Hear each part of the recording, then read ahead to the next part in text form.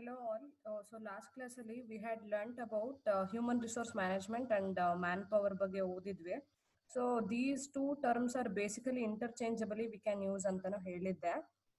With this next ಈ HRM ಅಂತ ಬಂದಾಗ ಅಥವಾ ಹ್ಯೂಮನ್ ರಿಸೋರ್ಸ್ ಇರ್ಬೋದು ಮ್ಯಾನ್ ಪವರ್ ಮ್ಯಾನೇಜ್ಮೆಂಟ್ ಇರ್ಬೋದು ಅದ್ರ ಬಗ್ಗೆ ಮಾತಾಡ್ಬೇಕಾದ್ರೆ so what are all the major issues that is been ಏನು put up in the human resource ಅಂತ ನೋಡೋದಾದ್ರೆ it is nothing but recruitment and training ಅಂತ ಹೇಳೋವಂಥದ್ದು. ಸಿ ಎಷ್ಟೊಂದು ಇಶ್ಯೂಸ್ ಇದಾವೆ ಈ ಹ್ಯೂಮನ್ ರಿಸೋರ್ಸ್ ಅಂತ ಬಂದಾಗ ನಾ ಹೇಳಿದ್ನಲ್ಲ, ಕಾಂಪನ್ಸೇಷನ್ ಇರ್ಬೋದು, ಹೈರಿಂಗ್ ಇರ್ಬೋದು, ಸೆಲೆಕ್ಷನ್ ಇರ್ಬೋದು, ರೆಕ್ರೂಟ್ಮೆಂಟ್ಸ್ ಇರಬಹುದು, ಇಲ್ಲ ಬೇರೆ ಏನಾದ್ರು ಪರ್ಕ್ಯೂಸಿಟ್ಸ್ ಇರಬಹುದು. ಸೊ ಈ ತರ ಅನೇಕ ರೀತಿಯ ಒಂದು ಏನಂತಾರೆ all the matters which is concern with the human resource would be learned in this human resource management ಅಂತ ಹೇಳುವಂಥದ್ದು. ಸೊ ಇಲ್ಲಿ ಇದನ್ನ ಮಾತಾಡ್ಬೇಕಾದ್ರೆ the very next concept under the human resource management is recruitment and training ಅಂತ. What is this recruitment ಅನ್ನೋದಾದ್ರೆ see the definition goes by like this. According to Edwin B Flippo, recruitment is the process of searching the candidates for employment and stimulating them to apply for the jobs in the organization ಅಂತ ಹೇಳುವಂಥದ್ದು. ಅಂದ್ರೆ ಏನು, it is the process of searching for the candidates is called as recruitment ಅಂತ ಹೇಳುವಂಥದ್ದು. Selection ಅಂತ ಅಂದ್ರೆ ನಾವ್ ಏನ್ ಮಾಡ್ತೀವಿ, ಅದು ನೆಕ್ಸ್ಟ್ ಪ್ರೋಸೆಸ್ ಬರುವಂತದ್ದು. ಇಲ್ಲಿ ರೆಕ್ರೂಟ್ಮೆಂಟ್ ಅಂತ ಅಂದಾಗ ನಾವ್ ಏನ್ ಮಾಡ್ತಿದೀವಿ, ಬೇಸಿಕಲಿ ಈ ತರ ಒಂದು ಜಾಬ್ ವೇಕೆನ್ಸಿ ಇದೆ, ನೀವ್ ಅಪ್ಲೈ ಮಾಡಿ ಅಂತ ನಾವು ಬೇರೆ ಒಂದು ಪ್ರಾಸ್ಪೆಕ್ಟಿವ್ ಕ್ಯಾಂಡಿಡೇಟ್ಸ್ ಯಾರಿರ್ತಾರೋ ಅಥವಾ ಪ್ರಾಸ್ಪೆಕ್ಟಿವ್ ಎಂಪ್ಲಾಯೀಸ್ ಯಾರಿರ್ತಾರೋ ಅವರಿಗೆ ನಾವು ಸ್ಟಿಮ್ಯುಲೇಟ್ ಮಾಡುವಂತದ್ದು. ನಮ್ಮ ಆರ್ಗನೈಸೇಷನ್ ಅಲ್ಲಿ ಕೆಲಸದ್ದು ಖಾಲಿ ಇದೆ, ದಯವಿಟ್ಟು ಬಂದು ನೀವು ಕ್ವಾಲಿಫೈಡ್ ಕ್ಯಾಂಡಿಡೇಟ್ಸ್ ಯಾರಿದಿರೋ ಅಪ್ಲೈ ಮಾಡಿ ಅಂತ ಹೇಳೋವಂತ ಒಂದು ಪ್ರೋಸೆಸ್ ಏನಿದೆಯೋ that is called as recruitment ಅಂತ ಕರೆಯುವಂಥದ್ದು. ಆ ರೆಕ್ರೂಟ್ಮೆಂಟ್ ಆದ ನಂತರ ಯಾರು ಕ್ವಾಲಿಫೈಡ್ ಕ್ಯಾಂಡಿಡೇಟ್ಸ್ ಬರ್ತಾರೋ ಅವರಲ್ಲಿ ಯಾರು ಬೆಸ್ಟ್ ಅಂತ ಸೆಲೆಕ್ಟ್ ಮಾಡುವಂಥದ್ದು ಸೆಲೆಕ್ಷನ್ ಅಂತ ಹೇಳುವಂಥದ್ದು. ದಯವಿಟ್ಟು ಕನ್ಫ್ಯೂಷನ್ ಮಾಡ್ಕೋಬೇಡಿ. ರೆಕ್ರೂಟ್ಮೆಂಟ್ ಅಂತಂದ್ರೆ ನಿಮ್ಮ ಕಂಪ್ನಿಲಿ ಜಾಬ್ ವೇಕೆನ್ಸಿ ಇದೆ, ದಯವಿಟ್ಟು ಅಪ್ಲೈ ಮಾಡಿ ಅಂತ ಹೇಳೋ ಒಂದು ಪ್ರೋಸೆಸ್ಗೆ ರೆಕ್ರೂಟ್ಮೆಂಟ್ ಅಂತ ಕರೆಯುವಂಥದ್ದು. ಅದರಲ್ಲಿ ಎಷ್ಟು ಸೂಟಬಲ್ ಪರ್ಸನ್ ಇರ್ತಾರೋ ಆ ಒಂದು ಜಾಬ್ ವೇಕೆನ್ಸಿ ಕ್ರಿಯೇಟ್ ಆಗಿರೋದಕ್ಕೆ ಯಾರೊಬ್ಬ ರೈಟ್ ಪರ್ಸನ್ ಇರ್ತಾನೋ, ಕ್ವಾಲಿಫೈಡ್ ಪರ್ಸನ್ ಇರ್ತಾನೋ ಅಂತವನ್ನ ಸೆಲೆಕ್ಟ್ ಮಾಡುವಂತ ಪ್ರೋಸೆಸ್ ಯಾವುದು, ಸೆಲೆಕ್ಷನ್ ಅಂತ ಹೇಳುವಂಥದ್ದು. ಇದಾದ ನಂತರ a general recruitment process is as follows ಅಂತ. ಅಂದ್ರೆ ಎಲ್ಲದಕ್ಕೂ ಒಂದು ಫೇಸಸ್ ಇರುತ್ತೆ, ಸ್ಟೇಜಸ್ ಇರುತ್ತೆ. ಸೊ ಆ ಒಂದು ರೆಕ್ರೂಟ್ಮೆಂಟ್ ಪ್ರೋಸೆಸ್ ಅಂತ ಬಂದಾಗ ಅಥವಾ ರೆಕ್ರೂಟ್ಮೆಂಟ್ ಫೇಸಸ್ ಅಂತ ಬಂದಾಗ ಏನೆಲ್ಲ ಇದೆ ಅಂತ ನೋಡೋದಾದ್ರೆ, ಫಸ್ಟ್ ನೋಡಿ ಐಡೆಂಟಿಫೈಯಿಂಗ್ ದಿ ವೇಕೆನ್ಸಿ ಅಂತ ಹೇಳ್ತಾರೆ. ಅಂದ್ರೆ ಒಂದು ಆರ್ಗನೈಸೇಷನ್ ಅಲ್ಲಿ ಜಾಬ್ ವೇಕೆನ್ಸಿ ಕ್ರಿಯೇಟ್ ಆಗಿದ್ರೆ ಅದು ಯಾವ ಡೊಮೇನಿಗೆ ರಿಲೇಟೆಡ್ ಆಗಿದೆ ಅಂತ ಫಸ್ಟ್ ತಿಳ್ಕೊಬೇಕು. ಇದೇನು ಅಕೌಂಟ್ಸ್ ಅಥವಾ ಟೆಕ್ನಿಕಲ್ ಅಂದ್ರೆ ಇಂಜಿನಿಯರಿಂಗ್ ರಿಲೇಟೆಡ್, ಯಾವ ಒಂದು ವೇಕೆನ್ಸಿ ಅಥವಾ ಯಾವ ಒಂದು ಡೊಮೇನ್ ಅಲ್ಲಿ ಈ ಜಾಬ್ ವೇಕೆನ್ಸಿ ಕ್ರಿಯೇಟ್ ಆಗಿದೆ ಅಂತ ನೋಡುವಂಥದ್ದು. ಎರಡನೇದು ಪ್ರಿಪೇರಿಂಗ್ ದಿ ಜಾಬ್ ಡಿಸ್ಕ್ರಿಪ್ಷನ್ ಅಂತ ಹೇಳ್ತಾರೆ. ಏನಿದು ಪ್ರಿಪೇರಿಂಗ್ ದಿ ಜಾಬ್ ಡಿಸ್ಕ್ರಿಪ್ಷನ್ ಅನ್ನೋದಾದ್ರೆ, ಜಾಬ್ ಡಿಸ್ಕ್ರಿಪ್ಷನ್ ಅಲ್ಲಿ ಹೇಳಿರ್ತಾರೆ ಬೇಸಿಕಲಿ ಏನೆಲ್ಲ ಒಂದು ಕೆಲಸಗಳನ್ನ ಮಾಡ್ಬೇಕಾಗುತ್ತೆ ಅಥವಾ what are all the roles and responsibility the person has to play whenever he is been appointed for the job ಅಂತ ಹೇಳುವಂಥದ್ದು. So that is called as preparing the job description. ನಿಮ್ಮ roles and responsibilities ಅಥವಾ ನಿಮ್ಮ duties ಏನೇನು ಅಂತ ಒಂದು information ಅಥವಾ detail ಕೊಡುವಂಥದ್ದು. ಇದಾದ ನಂತರ ಅಡ್ವರ್ಟೈಸಿಂಗ್ ಅಂತ ಹೇಳ್ತಾರೆ. ಹೌದು, ಸಿ ನಿಮ್ಮ ಆರ್ಗನೈಸೇಷನ್ ಅಲ್ಲಿ ಒಂದು ವೇಕೆನ್ಸಿ ಕ್ರಿಯೇಟ್ ಆಗಿದೆ ಅಂತ ಹೇಗ್ ಗೊತ್ತಾಗುತ್ತೆ, ಇಟ್ ಈಸ್ ಥ್ರೂ ಅಡ್ವರ್ಟೈಸ್ಮೆಂಟ್. ನೀವು ನ್ಯೂಸ್ ಪೇಪರ್ ಅಲ್ಲೋ ಆಡ್ಸ್ ಅಲ್ಲೋ ಅಥವಾ ಈ online through online platform use ಮಾಡಿ you have to advertise or you have to provide the information regarding the vacancy that is been created in your organisation ಅಂತ ಹೇಳುವಂಥದ್ದು. ಇದಾದ ನಂತರ ಮ್ಯಾನೇಜ್ ದಿ ರೆಸ್ಪಾನ್ಸ್ ಅಂತ ಹೇಳ್ತಾರೆ. ಏನಿಂಗಂದ್ರೆ ಮ್ಯಾನೇಜ್ ದಿ ರೆಸ್ಪಾನ್ಸ್ ಅಂತಂದ್ರೆ, see ಎಷ್ಟೊಂದು ಕ್ಯಾಂಡಿಡೇಟ್ಸ್ ಅಥವಾ ಎಷ್ಟೋ ಜನ ಅಪ್ಲೈ ಮಾಡಿರೋ ಅಂಥದ್ದು, ನೀವು ಅದಕ್ಕೆ ಪ್ರಾಪರ್ ಆಗಿ ರೆಸ್ಪಾನ್ಸ್ ಕೊಡ್ತಾ ಹೋಗ್ಬೇಕಾಗುತ್ತೆ. ಓಕೆ, ನಿಮ್ಮ ಏನು ಕ್ವಾಲಿಫಿಕೇಶನ್ ಸರಿ ಇದೆ, ನಾವು we will inform you for the next process, interview process ಅಂತ ಹೇಳುವಂಥದ್ದು. ಅಥವಾ ನೀವು ಕ್ವಾಲಿಫೈಡ್ ಪರ್ಸನ್ ಇರೋದಿಲ್ಲ ಅಂದ್ರೂ ಅವ್ನು ಅಪ್ಲೈ ಮಾಡಿದಾನೆ ಅಂದ್ರೆ you have to tell him why you are rejecting him ಅಂತ ಕೂಡ ಹೇಳುವಂಥದ್ದು. ಇದಾದ ನಂತರ short listing and identifying the prospective employee ಅಂತ ಹೇಳ್ತಾರೆ. ಈ ಸಾವಿರಾರು ಜನ ಅಪ್ಲಿಕೇಶನ್ ಹಾಕಿರ್ತಾರೆ, ಅದರಲ್ಲಿ ನೀವು ಶಾರ್ಟ್ ಲಿಸ್ಟ್ ಮಾಡ್ಬೇಕಾಗುತ್ತೆ. ಯಾವ ರೀತಿಲಿ, based on the talent, based on the skill, based on the intelligence and based on his qualification and suitability, you have to short list the candidates ಅಂತ ಹೇಳುವಂಥದ್ದು.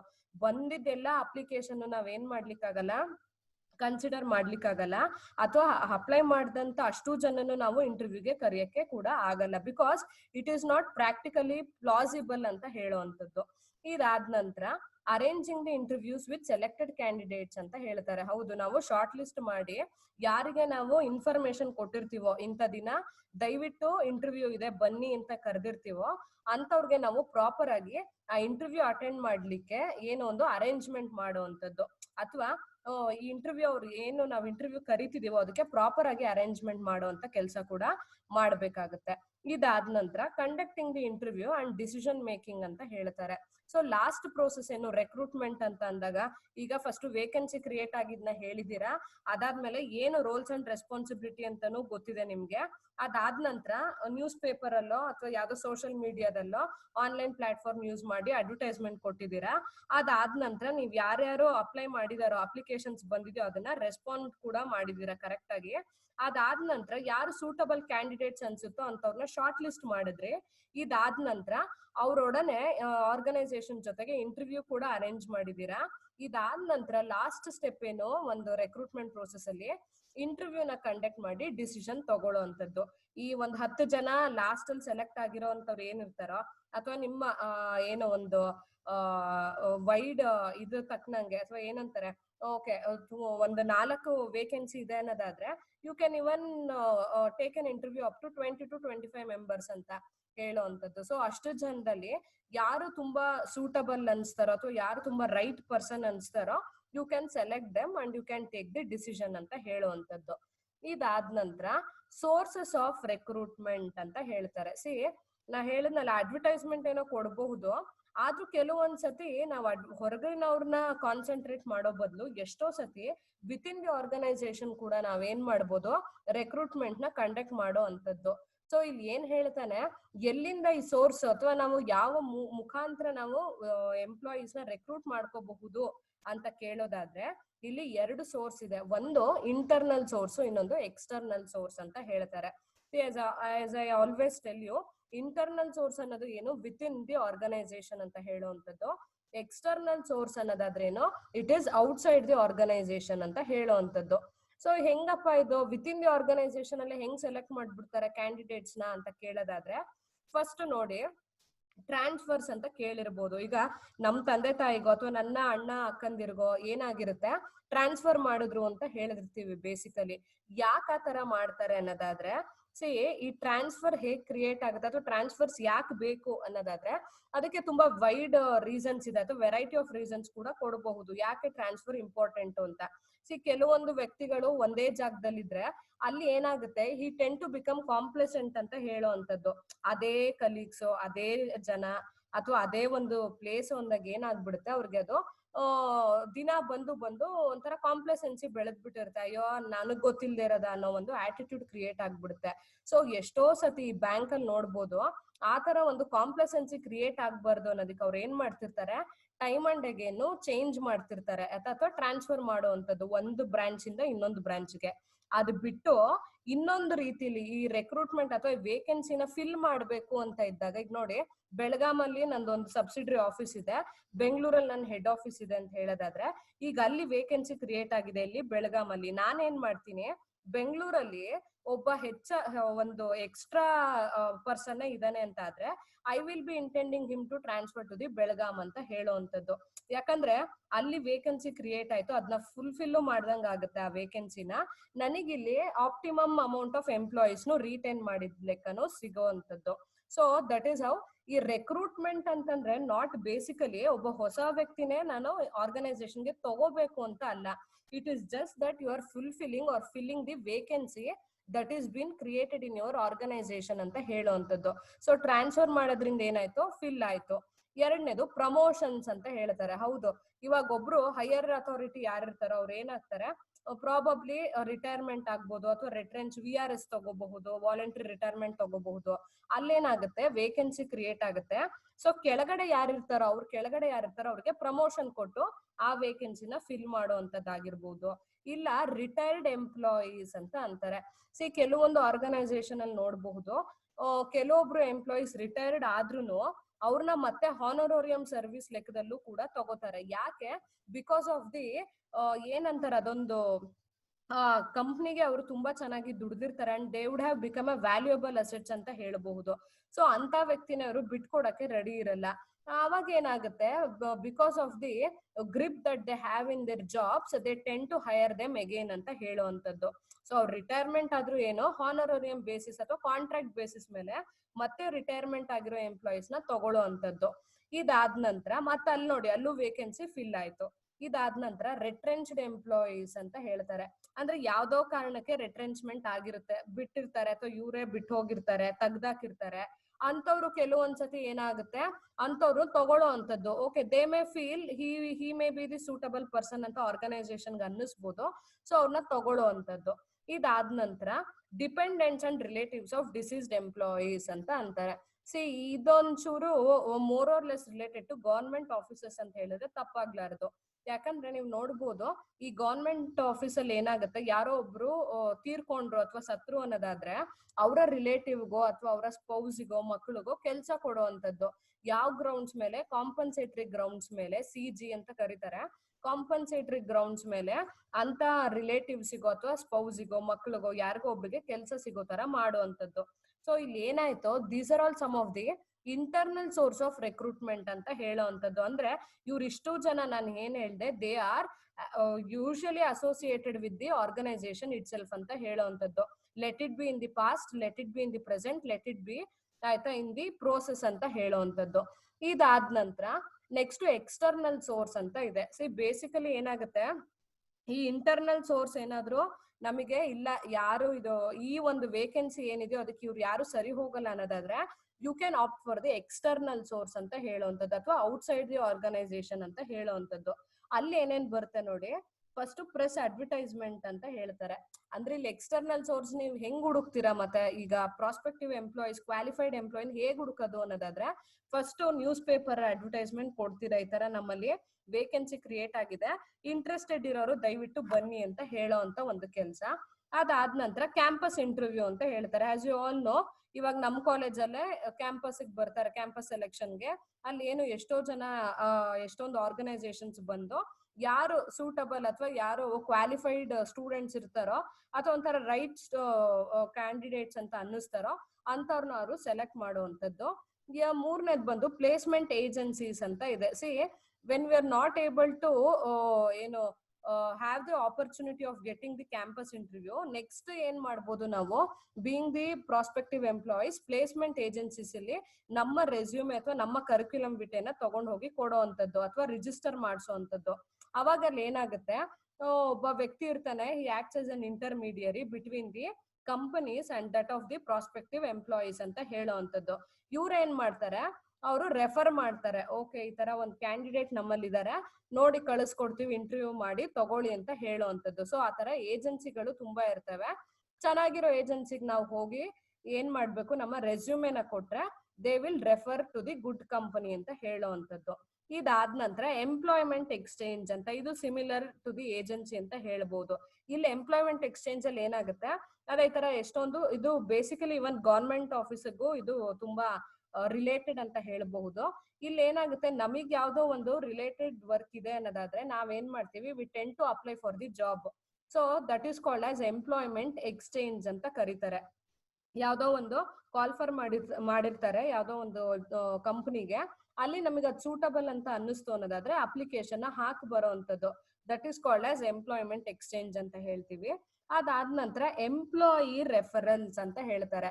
ಈ ಎಂಪ್ಲಾಯಿ ರೆಫರಲ್ಸ್ ಅಂದ್ರೆ ನೋಡ್ಬೋದು, ಯಾರು ಆರ್ಗನೈಸೇಷನ್ ಅಲ್ಲಿ ಕೆಲಸ ಮಾಡ್ತಿರ್ತಾರೋ ಎಂಪ್ಲಾಯಿಗಳು, ಅವರು ಅವ್ರಿಗೆ ಗೊತ್ತಿರೋ ಅಂತ ಒಂದು ಕ್ಯಾಂಡಿಡೇಟ್ ನ ರೆಫರ್ ಮಾಡುವಂತದ್ದು. That is called as employee referrals. ಅಂದ್ರೆ ನನಗ್ ಗೊತ್ತಿದ್ದಾರೆ ಇವರು, ಬೇಸಿಕಲಿ ನಾನೀಗ ಒಂದು IBM ಅಲ್ಲಿ ವರ್ಕ್ ಮಾಡ್ತಿರ್ತೀನಿ, ಈಗ ನಾನು ನಿಮ್ ಹೆಸರನ್ನ ರೆಫರ್ ಮಾಡ್ತೀನಿ, ಇಂತ ಕ್ಯಾಂಡಿಡೇಟ್ ಇದಾರೆ, ಹಿ ಇಸ್ ಗುಡ್ ಅಂತ ನಾನು ಒಂದು ಒಳ್ಳೆ ಒಪಿನಿಯನ್ ಕೊಟ್ಟು ರೆಫರ್ ಮಾಡುವಂತದ್ದು. That is called as employee referrals ಅಂತ ಹೇಳುವಂತದ್ದು. ಸೊ ಈ ತರ ರೆಫರಲ್ಸ್ ಕೊಟ್ರುನುವೆ ಇವರಿಗೆ ಯಾರು ರೆಫರೆನ್ಸ್ ಕೊಟ್ಟಿರ್ತಾರೋ ಅವರಿಗೂ ಕೂಡ ಮಾನಿಟರಿ ಬೆನಿಫಿಟ್ ಸಿಗೋವಂಥದ್ದು. ಈಗೆಲ್ಲ ಅದೇ ತರ ಇದೆ ಆರ್ಗನೈಸೇಷನ್ ಅಲ್ಲಿ. See if I refer your name, I will be getting some 10,000 ಆ ತರ ಒಂದು ಬೆನಿಫಿಟ್ಸ್ ಸಿಗುವಂತದ್ದು. ಹಾಗಾಗಿ ಏನ್ ಮಾಡ್ತಾರೆ, employees would show some interest in referring the candidate ಅಂತ ಹೇಳುವಂತದ್ದು. ಇದಾದ ನಂತರ ಡೈರೆಕ್ಟ್ ವಾಕ್-ಇನ್ಸ್ ಅಂತ ಇದೆ. ನೀವು ನೋಡ್ಬೋದು, ಡೈರೆಕ್ಟ್ ವಾಕ್-ಇನ್ ಇಂಟರ್ವ್ಯೂ ಅಂತ ಹಾಕಿರ್ತಾರೆ. ಅಂದ್ರೆ ಈ ಡೈರೆಕ್ಟ್ ವಾಕ್-ಇನ್ಸ್ ಅಲ್ಲಿ ಏನಾಗುತ್ತೆ, ರಿಟರ್ನ್ ಟೆಸ್ಟ್ ಇರಲ್ಲ, ಅಥವಾ ಏನೇನ್ ಪ್ರೋಸೆಸ್ ಇರುತ್ತೋ, ತುಂಬಾ ಕಾಂಪ್ಲೆಕ್ಸ್ ಪ್ರೋಸೆಸ್ ಇರುತ್ತೋ ಅದು ಯಾವ್ದು ಇರಲ್ಲ. ನಾವ್ ಏನ್ ಮಾಡ್ತೀವಿ, ಡೈರೆಕ್ಟ್ ಆಗಿ ಫೇಸ್ ಟು ಫೇಸ್ ಇಂಟರ್ವ್ಯೂನ ಅಟೆಂಡ್ ಮಾಡಿ ಕೆಲಸ ತಗೊಳ್ಳುವಂತದ್ನ ನಾವು ವಾಕ್-ಇನ್ ಇಂಟರ್ವ್ಯೂ ಅಂತ ಕರೆಯುವಂತದ್ದು. So these are some of the sources of recruitment ಅಂತ ಹೇಳುವಂತದ್ದು. ದಯವಿಟ್ಟು ನೆನ್ಪಿಡ್ಕೊಳ್ಳಿ, ಇಂಟರ್ನಲ್ ಅಂದ್ರೆ ವಿತ್ ಇನ್ ದಿ ಆರ್ಗನೈಸೇಷನ್ ಅಲ್ಲಿ ಯಾರ್ಯಾರು ಬಿಟ್ಟೋಗಿರ್ತಾರೋ ಅಥವಾ ಟ್ರಾನ್ಸ್ಫರ್ ಮಾಡಿ ಫಿಲ್ ಮಾಡ್ಬೋದೋ ವೇಕೆನ್ಸಿ, ಆ ತರ ಎಲ್ಲ ಪ್ರೋಸೆಸ್ ಎಲ್ಲಿಗೆ ಬರುತ್ತೆ, ಇಂಟರ್ನಲ್ ಸೋರ್ಸ್ ಬರುತ್ತೆ. ಎಕ್ಸ್ಟರ್ನಲ್ ಸೋರ್ಸ್ ಅಂತ ಅಂದ್ರೆ ಏನಾಗುತ್ತೆ, ಹೊರಗಡೆ ಅಂದ್ರೆ ಔಟ್ಸೈಡ್ ದಿ ಆರ್ಗನೈಸೇಷನ್ ನಾವ್ ಹೇಗೆ ಕ್ಯಾಂಡಿಡೇಟ್ಸ್ ನಾವು ತಗೋಬಹುದು, ಸೆಲೆಕ್ಟ್ ಮಾಡಬಹುದು ಅನ್ನೋದಕ್ಕೆ these are all some of the process that is been hidden, ಅಥವಾ these are all some of the ways ಅಂತ ಹೇಳಬಹುದು hidden in the external source ಅಂತ ಹೇಳುವಂತದ್ದು. ಇದಾದ ನಂತರ ಫ್ಯಾಕ್ಟರ್ಸ್ ಅಫೆಕ್ಟಿಂಗ್ ದಿ ರೆಕ್ರೂಟ್ಮೆಂಟ್ ಅಂತ ಹೇಳ್ತಾರೆ. ಅಂದ್ರೆ ಯಾವೆಲ್ಲ ಫ್ಯಾಕ್ಟರ್ಸ್ ರೆಕ್ರೂಟ್ಮೆಂಟ್ ಪ್ರೋಸೆಸ್ಗೆ ಅಫೆಕ್ಟ್ ಆಗುತ್ತೆ ಅನ್ನೋದಾದ್ರೆ, ಇದ್ರಲ್ಲೂ ನೋಡಿ ಎರಡಿದೆ. ಒಂದು ಇಂಟರ್ನಲ್ ಫ್ಯಾಕ್ಟರ್ಸ್, ನಾ ಹೇಳಿದ್ನಲ್ಲ, within the organisation is always called as internal factors. ಮತ್ತೆ ಎಕ್ಸ್ಟರ್ನಲ್ ಸೋರ್ಸ್ ಅಂತಾನು ಇದೆ, ಅಥವಾ ಎಕ್ಸ್ಟರ್ನಲ್ ಫ್ಯಾಕ್ಟರ್ಸ್ ಅಂತಾನು ಹೇಳ್ಬೋದು. ಏನಿದೆ ಎಕ್ಸ್ಟರ್ನಲ್ ಫ್ಯಾಕ್ಟರ್ಸ್ ಅನ್ನೋದಾದ್ರೆ, ಅಂದ್ರೆ ಅದೇ outside the organisation could be termed as external factors ಅಂತ ಹೇಳುವಂತದ್ದು. ಸೊ ಇಲ್ಲಿ ಏನಾಯ್ತು, ಇಂಟರ್ನಲ್ ಫ್ಯಾಕ್ಟರ್ಸ್ ಅಲ್ಲಿ ರೆಕ್ರೂಟ್ಮೆಂಟ್ ಪಾಲಿಸಿ ಅಂತ ಹೇಳ್ತಾರೆ. ಸಿ, ಕೆಲವೊಂದು ಆರ್ಗನೈಸೇಷನ್ ಅಲ್ಲಿ ಅವ್ರದೇ ಆದಂತ ಪಾಲಿಸೀಸ್, ರೂಲ್ಸ್ ಅಂಡ್ ರೆಗ್ಯುಲೇಷನ್ಸ್ ಇರುತ್ತೆ. ಸೊ ಆ ಪಾಲಿಸಿ ಬೇಸಿಸ್ ಮೇಲೂ ನಾವು ರೆಕ್ರೂಟ್ಮೆಂಟ್ ಅಲ್ಲಿ ಏರ್ಪೇರ್ ಆಗುವಂಥದ್ದು, ಅಥವಾ ಅವರು ಹೇಗೆ ಒಂದು ಡಿಸಿಷನ್ ತಗೊಂಡಿರ್ತಾರೋ ಅಥವಾ ಒಂದು ಪಾಲಿಸಿನ ಹೇಗೆ ಮೇಂಟೈನ್ ಮಾಡಿರ್ತಾರೋ ಆ ಬೇಸಿಸ್ ಮೇಲೆ ರೆಕ್ರೂಟ್ಮೆಂಟ್ ನಡೆಯುವಂಥದ್ದು. ಎರಡನೇದು ಹ್ಯೂಮನ್ ರಿಸೋರ್ಸ್ ಪ್ಲಾನಿಂಗ್ ಅಂತ ಅಂತಾರೆ. ಅಂದ್ರೆ ನಿಮ್ಗೆ ಎಷ್ಟು ಜನ ಬೇಕು, ಆಯ್ತಾ, ಎಷ್ಟು ಜನ ಒಂಥರ ಹೈಯರ್ ಲೆವೆಲ್ ಅಲ್ಲಿ ಇರ್ತಾರೆ, ಇನ್ನೆಷ್ಟು ಜನ ಲೋಯರ್ ಲೆವೆಲ್, ಅಥವಾ ಏನು ಒಂಥರ ಮಿಡ್ ಲೆವೆಲ್ ಅಲ್ಲಿ ಇರೋ ಎಂಪ್ಲಾಯೀಸ್ ಎಷ್ಟು ಜನ, ಮ್ಯಾನೇಜರ್ಸ್ ಎಷ್ಟು ಜನ ಬೇಕು, ಇದನ್ನೆಲ್ಲ ಪ್ರಾಪರ್ ಆಗಿ ಪ್ಲಾನ್ ಮಾಡಿರ್ಬೇಕು, ಆಯ್ತಾ, before the recruitment process. These are all the factors that has to be considered ಅಂತ ಹೇಳುವಂತದ್ದು. ಅದಾದ ನಂತರ ಸೈಜ್ ಆಫ್ ದಿ ಫರ್ಮ್ ಅಂತಾರೆ. ಸಿ, ಹೌದು, ಫರ್ಮ್ ಅಥವಾ ಏನ್ ಆರ್ಗನೈಸೇಷನ್ ಇರುತ್ತೋ ಎಷ್ಟು ದೊಡ್ಡದಿದೆ ಆ ಬೇಸಿಸ್ ಮೇಲೆ ನೀವು ರೆಕ್ರೂಟ್ಮೆಂಟ್ ನ ಮಾಡ್ಬೇಕಾಗಿದೆ. ಯಾಕಂದ್ರೆ ನೋಡಿ, ಅಕೌಂಟೆಂಟ್ ಇಬ್ರಿದ್ರೆ ಸಾಕು ಅನ್ನೋ ಕಡೆ ನಾನು 3 ಜನ ತಗೊಂಡ್ರೆ ಏನಾಗುತ್ತೆ, it will be a burden for the company. That is why you have to be very careful before getting into the recruitment ಅಂತ ಹೇಳುವಂತದ್ದು. First you have to see or analyse the size of the firm ಅಂತ ಹೇಳುವಂತದ್ದು. ಎಷ್ಟು ದೊಡ್ಡ company ನಿಮ್ದು, ಎಷ್ಟು ಜನ ಆ ಕೆಲ್ಸಕ್ಕೆ ಅಥವಾ ಆ ಡೊಮೇನಿಗೆ ಬೇಕಾಗ್ತಾರೆ ಅಂತ ಒಂದು ಪ್ರಾಪರ್ ಅನಾಲಿಸಿಸ್ ಇಟ್ಕೊಂಡು ಅದಾದ ನಂತರ ರೆಕ್ರೂಟ್ಮೆಂಟ್ ಮಾಡ್ಕೋಬೇಕು ಅಂತ ಹೇಳುವಂತದ್ದು. ಇದಾದ ನಂತರ ಕಾಸ್ಟ್ ಆಫ್ ರೆಕ್ರೂಟ್ಮೆಂಟ್ ಅಂತ ಹೇಳ್ತಾರೆ. ಏನಿದು ಕಾಸ್ಟ್ ಆಫ್ ರೆಕ್ರೂಟ್ಮೆಂಟ್ ಅಂದ್ರೆ, ಸಿ, ಈ ರೆಕ್ರೂಟ್ಮೆಂಟ್ ಪ್ರೋಸೆಸ್ಗೆ ಜಾಸ್ತಿ ಇನ್ವೆಸ್ಟ್ಮೆಂಟ್ ಮಾಡ್ತಾ ಬಂದ್ರೆ ನಮಗೆ ಏನಾಗುತ್ತೆ, it will become A burden for the company ಅಂತ ಹೇಳುವಂತದ್ದು. ಹಾಗಾಗಿ ಈ ಕಾಸ್ಟ್ ಏನಿರ್ಬೇಕು, ಆಪ್ಟಿಮಮ್ ಆಗಿರ್ಬೇಕು. ನೀವ್ ಎಷ್ಟು ಖರ್ಚು ಮಾಡ್ತಿರೋ ಅದಕ್ಕೆ ಪ್ರಾಪರ್ ಆಗಿ ರಿಟರ್ನ್ಸ್ ಸಿಗೋ ಅಂತ ಎಂಪ್ಲಾಯೀಸ್ ಮೇಲೆ ನೀವು ಇನ್ವೆಸ್ಟ್ ಮಾಡಬೇಕು ಅಂತ ಹೇಳುವಂತದ್ದು. ಇದಾದ ನಂತರ ಗ್ರೋತ್ ಆಫ್ ಎಕ್ಸ್ಪ್ಯಾನ್ಷನ್ ಅಂತ ಹೇಳ್ತಾರೆ. ಸಿ, ನಿಮ್ಮ ಒಂದು ಆರ್ಗನೈಸೇಷನ್ಗೆ ಒಂಥರ ಕೆರಿಯರ್ ಹೇಗಿದೆ, ಅಪ್ಗ್ರೇಡೇಷನ್ ಹೇಗಿದೆ, ಅಥವಾ ಡೆವಲಪ್ಮೆಂಟ್ ಹೇಗಿದೆ, ಅಥವಾ ಫೋರ್ ಸೈಟೆಡ್ನೆಸ್ ಏನು ಅಂತ ನೋಡಿದಾಗ there should be a possibility of expansion ಅಂತ ಹೇಳುವಂತದ್ದು. ಅಂದ್ರೆ ನೀವು ಹೋಗ್ತಾ ಹೋಗ್ತಾ ನೀವ್ ಏನ್ ಮಾಡ್ತೀರಾ, ಯೂಶಲಿ ಆರ್ಗನೈಸೇಷನ್ ಅವರು ಎಕ್ಸ್ಪ್ಯಾಂಡ್ ಮಾಡ್ತಾ ಬರ್ತಾರೆ ಅವರ ಆರ್ಗನೈಸೇಷನ್ ನ. ಸೊ ಅದ್ರದ್ದು ಏನಂತಾರೆ, ಆ ಫ್ಯಾಕ್ಟರ್ಸ್ ಇದೆಯಾ ಅಂತ ನಾವು ಕನ್ಸಿಡರ್ ಮಾಡ್ಕೊಂಡು ಅದಾದ ನಂತರ ನಾವು ರೆಕ್ರೂಟ್ಮೆಂಟ್ಗೆ ಅಥವಾ ಎಷ್ಟು ಜನ ಬೇಕಾಗ್ತಾರೆ ಅಂತ ನಾವು ಏನ್ ಮಾಡ್ಬೇಕು, ಡಿಸಿಷನ್ ತಗೊಳ್ಳುವಂತದ್ದು. ಇದಾದ ನಂತರ ಎಕ್ಸ್ಟರ್ನಲ್ ಫ್ಯಾಕ್ಟರ್ಸ್ ಕೂಡ ಇದೆ ನೋಡಿ, ಸಪ್ಲೈ ಅಂಡ್ ಡಿಮ್ಯಾಂಡ್ ಅಂತ ಹೇಳ್ತಾರೆ. ಈಗ ಸಪ್ಲೈ ಅಂಡ್ ಡಿಮ್ಯಾಂಡ್ ಅಂತಂದ್ರೆ it is related to the employees ಅಂತ ಹೇಳುವಂತದ್ದು. ಕೆಲವೊಂದು ಕಾಂಪ್ಲೆಕ್ಸ್ ಜಾಬ್ಸ್ ಇರ್ತವೆ, ಅದಕ್ಕೆ ಏನಾಗುತ್ತೆ, ಡಿಮ್ಯಾಂಡ್ ಜಾಸ್ತಿ ಇರುತ್ತೆ ಅಥವಾ ಸಪ್ಲೈ ಕಡಿಮೆ ಇರುತ್ತೆ. ಅಂದ್ರೆ ಏನ್ ಗೊತ್ತಾ, ಯಾವ್ದೋ ಒಂದು ಕೋರ್ಸ್ ಅಂತ ಅನ್ಕೊಳ್ಳಿ, ಫಾರ್ ಎಕ್ಸಾಂಪಲ್ CA ಅಂತ ಅನ್ಕೊಳ್ಳಿ. ಈಗ ಚಾರ್ಟರ್ಡ್ ಅಕೌಂಟೆಂಟ್ ತುಂಬಾ ಡಿಮ್ಯಾಂಡ್ ಇದೆ, ಆದ್ರೆ ಏನಾಗುತ್ತೆ, ಸಪ್ಲೈ ತುಂಬಾ ಕಡಿಮೆ ಇದೆ. ಯಾಕೆ? ಬಿಕಾಸ್ ಆಫ್ ದಿ ಒಂಥರ tough exams and tough process, many of them cannot be able to get through ಅಂತ ಹೇಳುವಂತದ್ದು. ಸೊ ಇಲ್ಲಿ ಏನ್ ನಾವು ಕನ್ಸಿಡರ್ ಮಾಡ್ಬೇಕು ರೆಕ್ರೂಟ್ಮೆಂಟ್ ಅಲ್ಲಿ, ಸಪ್ಲೈ ಅಂಡ್ ಡಿಮ್ಯಾಂಡ್ ಕೂಡ ನಾವು ಕನ್ಸಿಡರ್ ಮಾಡ್ಬೇಕಾಗುತ್ತೆ. ಅದಾದ ನಂತರ ಲೇಬರ್ ಮಾರ್ಕೆಟ್ ಅಂತ ಹೇಳ್ತಾರೆ. ಸಿ, ನೀವ್ ಯಾವ ಡೊಮೇನ್ಗೆ ಸೆಲೆಕ್ಟ್ ಮಾಡ್ತಿದ್ದೀರೋ ಅದು that is also called as labour market ಅಂತ ಹೇಳುವಂತದ್ದು. ಆಯ್ತಾ, ಒಂಥರ ಏನು ತುಂಬಾ high cost oriented, low cost oriented ಅಂತ ನೋಡ್ಕೋಬೇಕು. ಎಷ್ಟು ಜನ ಸಿಗ್ತಾರೆ ಅನ್ನೋ ಒಂದು ಪಿಕ್ಚರ್ ನಿಮ್ಗೆ ಗೊತ್ತಿರೋವಂಥದ್ದು. ಅದಾದ ನಂತರ ಗುಡ್ ವಿಲ್ ಅಂತ ಅಂತಾರೆ. ಈ ಗುಡ್ ವಿಲ್ ಅಂತ ಅಂದ್ರೆ ಏನು, ರೆಪ್ಯುಟೇಷನ್ ಆಫ್ ಯುವರ್ ಕಂಪನಿ, ಆ ಬೇಸಿಸ್ ಮೇಲೂ ರೆಕ್ರೂಟ್ಮೆಂಟ್ ಅಫೆಕ್ಟ್ ಆಗುವಂತದ್ದು. ಯಾಕಂದ್ರೆ ನಿಮ್ ಗುಡ್ ವಿಲ್ ರೆಪ್ಯುಟೇಷನ್ ಚೆನ್ನಾಗಿಲ್ಲ ಅಂದ್ರೆ ಯಾವ ಎಂಪ್ಲಾಯೀಸ್ ಅಥವಾ ಕ್ಯಾಂಡಿಡೇಟ್ಸ್ ಕೂಡ ಅಪ್ಲೈ ಮಾಡಲ್ಲ. ಸೊ ದಟ್ ವಿಲ್ ಬಿ ಒಂಥರ ಏನಂತಾರೆ ಹಾರ್ಡೆಸ್ಟ್ ಪಾರ್ಟ್ ಅಂತ ಹೇಳುವಂಥದ್ದು, ಅಥವಾ ಡಿಫಿಕಲ್ಟ್ ಒನ್ ಅಂತ ಹೇಳುವಂಥದ್ದು. ಅವಾಗ ನೀವಾಗೆ ನೀವು ಹೋಗಿ ಹುಡುಕ್ಬೇಕಾಗತ್ತೆ. ಇಲ್ಲಿ ಏನಾಗುತ್ತೆ, whenever you have a goodwill ಅಥವಾ whenever you have a good reputation ಅನ್ನೋದಾದ್ರೆ ಕ್ಯಾಂಡಿಡೇಟ್ಸ್ ತಾನಾಗೆ ತಾನು ಬಂದು ಸೇರೋ ಅಂತದ್ದು. ಸೊ ಅವಾಗ ನಿಮ್ಗೆ ಪ್ರಾಬ್ಲಮ್ ಆಗಲ್ಲ, ಅಷ್ಟೊಂದು ಪ್ರಾಬ್ಲಮ್ ಆಗದೆ ಇರೋ ಅಂತದ್ದು. ಇದಾದ ನಂತರ ಪೊಲಿಟಿಕಲ್, ಸೋಷಿಯಲ್, ಲೀಗಲ್ ಎನ್ವಿರಾನ್ಮೆಂಟ್ ಅಂತ ಒಂದು ಫ್ಯಾಕ್ಟರ್ ಇದೆ. ಏನಿಂಗಂದ್ರೆ ಹೇಗೆ ನಿಮ್ಮ ರೂಲಿಂಗ್ ಗವರ್ಮೆಂಟ್ ಏನೇನ್ ಪಾಲಿಸೀಸ್ ಇದೆ ಅದನ್ನ ನೋಡುವಂಥದ್ದು, ಅಥವಾ ಸೊಸೈಟಲ್ ಬಿಹೇವಿಯರ್ ಹೇಗಿದೆ ಅಂತ ನೋಡುವಂಥದ್ದು, ಅಥವಾ ನಿಮ್ಮ ಲೀಗಲ್ ಎನ್ವಿರಾನ್ಮೆಂಟ್ ಅಥವಾ ಲೀಗಾಲಿಟಿ ಇಶ್ಯೂಸ್ ಅಂತ ಬಂದಾಗ ಏನೇನಿದೆ ಅಂತ ಕೂಡ ಕನ್ಸಿಡರ್ ಮಾಡಿ ಅದಾದ ನಂತರ ರೆಕ್ರೂಟ್ಮೆಂಟ್ ಪ್ರೋಸೆಸ್ ನ ನೀವು ಪ್ಲಾನ್ ಮಾಡುವಂಥದ್ದು. ಇದಾದ ನಂತರ ಅನ್ಎಂಪ್ಲಾಯ್ಮೆಂಟ್ ರೇಟ್ ಅಂಡ್ ಕಾಂಪಿಟೇಟರ್ಸ್ ಅಂತ ಹೇಳ್ತಾರೆ. ಅಂದ್ರೆ ಇಲ್ಲಿ ಏನಾಗುತ್ತೆ, ಈ ರೆಕ್ರೂಟ್ಮೆಂಟ್ ಪ್ರೋಸೆಸ್ ಬಂದಾಗ ಎಷ್ಟು ಅನ್ಎಂಪ್ಲಾಯ್ಮೆಂಟ್ ರೇಟ್ ಇದೆ ಅಥವಾ ಎಷ್ಟು ಜನ ಅನ್ಎಂಪ್ಲಾಯ್ಡ್ ಇದಾರೆ ಅಥವಾ ಅದ್ರ ಬೇಸಿಸ್ ಮೇಲೆ, ಅಥವಾ ಕಾಂಪಿಟೇಟರ್ಸ್ ಅಂತಾನು ಇದಾರೆ, ಎಷ್ಟು ಜನ ನಿಮ್ಮ ಲೈನ್ ಆಫ್ ಬಿಸ್ನೆಸ್ ನೇ ನಡೆಸ್ತಾ ಇದಾರೆ, ಆ ಬೇಸಿಸ್ ಮೇಲೂ ನೀವ್ ಏನ್ ಮಾಡ್ಬೇಕಾಗತ್ತೆ, ಈ ರೆಕ್ರೂಟ್ಮೆಂಟ್ ಪ್ರೋಸೆಸ್ ನ ಪ್ಲಾನ್ ಮಾಡುವಂತದ್ದು ಅಂತ ಹೇಳುವಂತದ್ದು. ಇದಾದ ನಂತರ the next heading is differences between recruitment and selection. ನಾನು ಅವಾಗ್ಲಿಂದ ಹೇಳ್ತಿದ್ದೆ, ತುಂಬಾ ಈಸಿಯಾಗಿ ಅರ್ಥ ಮಾಡ್ಕೋಬೇಕು ಅಂದ್ರೆ ಈ ರೆಕ್ರೂಟ್ಮೆಂಟ್ ಅನ್ನೋದು ಸೂಟಬಲ್ ಕ್ಯಾಂಡಿಡೇಟ್ ಸರ್ಚ್ ಮಾಡ್ತೀರಾ, ಸೆಲೆಕ್ಷನ್ ಅನ್ನೋದು ಅಷ್ಟು ಜನ ಒಂದು ಏನಂತಾರೆ ಅಕ್ಯುಮುಲೇಟೆಡ್ ಕ್ಯಾಂಡಿಡೇಟ್ ಸಿಕ್ಕಾದ ನಂತರ ಯಾರು ರೈಟ್ ಪರ್ಸನ್ ಅವ್ರನ್ನ ಸೆಲೆಕ್ಟ್ ಮಾಡುವಂತದ್ದು ಸೆಲೆಕ್ಷನ್ ಅಂತ ಹೇಳ್ತಿದ್ದೆ. ಇಲ್ಲಿ ನೋಡಿ, the very first difference, process of searching is called as recruitment ಅಂತಾರೆ. ಸೆಲೆಕ್ಷನ್ ಅಂದ್ರೆ choosing the right person or suitable person ಅಂತ ಹೇಳುವಂತದ್ದು. ಇದಾದ ನಂತರ ಈ ರೆಕ್ರೂಟ್ಮೆಂಟ್ ಅಲ್ಲಿ ನೋಡಿ, talent pool of candidates to enable selection ಅಂತ ಹೇಳ್ತಾರೆ. ಅಂದ್ರೆ ಯಾರ್ಯಾರು ಟ್ಯಾಲೆಂಟೆಡ್, ಸ್ಕಿಲ್ಫುಲ್ ಅಥವಾ ಇಂಟೆಲಿಜೆನ್ಸ್ ಅಥವಾ ಕ್ವಾಲಿಫೈಡ್ ಇರ್ತಾರೋ ಅವ್ರನ್ನ ಒಂದ್ ಕಡೆ ಸೇರ್ಸೋಂಥದ್ದು ಅಥವಾ ಅಕ್ಯುಮುಲೇಟ್ ಮಾಡೋಂಥದ್ನ ರೆಕ್ರೂಟ್ಮೆಂಟ್ ಅಂತ ಕರಿತೀವಿ. So that it will be helpful for the selection ಅಂತ ಹೇಳುವಂಥದ್ದು. ಅಷ್ಟು ಜನದಲ್ಲಿ ಯಾರು ರೈಟ್ ಕ್ಯಾಂಡಿಡೇಟ್ ಅಂತ ಅನ್ನಿಸ್ತಾರೋ ಆ ಪೊಸಿಷನ್ಗೆ ಅವ್ರನ್ನ ಸೆಲೆಕ್ಟ್ ಮಾಡುವಂತ ಕೆಲಸ ಏನು, ಸೆಲೆಕ್ಷನ್ ಅಂತ ಹೇಳುವಂಥದ್ದು. ಇದಾದ ನಂತರ it is A positive process ಅಂತ ಹೇಳ್ತಾರೆ. ಯಾವ್ದು, ರೆಕ್ರೂಟ್ಮೆಂಟ್. ಯಾಕಂದ್ರೆ ಏನಕ್ಕೆ ಪಾಸಿಟಿವ್ ಅಂತಂದ್ರೆ, ಎವ್ರಿ ಒನ್ ಆರ್ ವೆಲ್ಕಮ್ ಅಥವಾ if they possess the qualification which we are telling them ಅಂತ ಹೇಳುವಂಥದ್ದು. ಅದು ಏನಾಯ್ತು, ಒಂದು ಪಾಸಿಟಿವ್ ಪ್ರೋಸೆಸ್. ಓಕೆ, ಇಷ್ಟು ಜನನ ಇಂಟರ್ವ್ಯೂ ಕರೆದಿದ್ದಾರೆ ಅನ್ನೋದು ಏನಾಯ್ತು, ಪಾಸಿಟಿವ್ ಪ್ರೋಸೆಸ್ ಆಯ್ತು. ಸೆಲೆಕ್ಷನ್ ಯಾಕೆ ನೆಗೆಟಿವ್ ಪ್ರೋಸೆಸ್ ಆಯ್ತು ಅನ್ನೋದಾದ್ರೆ, because we tend to select only that suitable person for that position ಅಂತ ಹೇಳುವಂಥದ್ದು. ಅವಾಗ ಏನಾಗುತ್ತೆ, ನೆಗೆಟಿವ್ ಪ್ರೋಸೆಸ್ ಅಂತಂದ್ರೆ ಇಲ್ಲಿ ನಾವೇನ್ ಮಾಡ್ತೀವಿ, ಓಕೆ ಯಾರು ಬೆಸ್ಟ್ ಅಂತ ಹುಡುಕ್ತಿರ್ತೀವಿ, ಅಥವಾ ಯಾರಲ್ಲಿ ಜಾಸ್ತಿ ನೆಗೆಟಿವ್ ಇದೆ ಅಂತ ಹುಡುಕ್ಬಿಟ್ಟು ಅಂತವ್ರನ್ನ ತೆಗ್ದಾಕೋ ಅಂತ ಕೆಲ್ಸನ ಸೆಲೆಕ್ಷನ್ ಅಲ್ಲಿ ಮಾಡುವಂಥದ್ದು. ಇದಾದ ನಂತರ tapping the sources of HR ಅಂತ ಅಂತಾರೆ.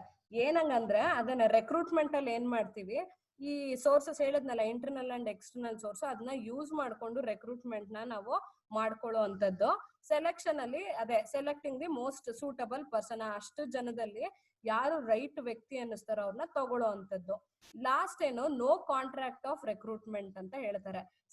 ಇಲ್ಲಿ ನೀವು ಇಂಟರ್ವ್ಯೂ ಕರೆದಾಗ ಅಲ್ಲಿ ಆರ್ಗನೈಸೇಷನ್ಗೂ ನಿಮ್ಮ ಮಧ್ಯೆ ಯಾವುದೇ ತರದ್ದು ಕಾಂಟ್ರಾಕ್ಟ್ ಅಥವಾ ಅಗ್ರಿಮೆಂಟ್ ಇರೋದಿಲ್ಲ. ಏನು, it is just that an offer they are giving you, and if you are selected then there exist the contract ಅಂತ ಹೇಳುವಂಥದ್ದು. ಇಲ್ಲಿ ಸೆಲೆಕ್ಷನ್ ಅಲ್ಲಿ ಏನಾಯ್ತು, contract of service between employer and selected employee ಅಂತ ಹೇಳ್ತಾರೆ. ಅಂದ್ರೆ ಏನು, ನೀವು ಸೆಲೆಕ್ಟ್ ಆದ ನಂತರ ಅಷ್ಟು ಜನದಲ್ಲಿ ನೀವು ಏನಾದ್ರು ಸೆಲೆಕ್ಟ್ ಆದ್ರೆ then there exist the agreement or the contract between you and your organisation ಅಂತ ಹೇಳುವಂಥದ್ದು.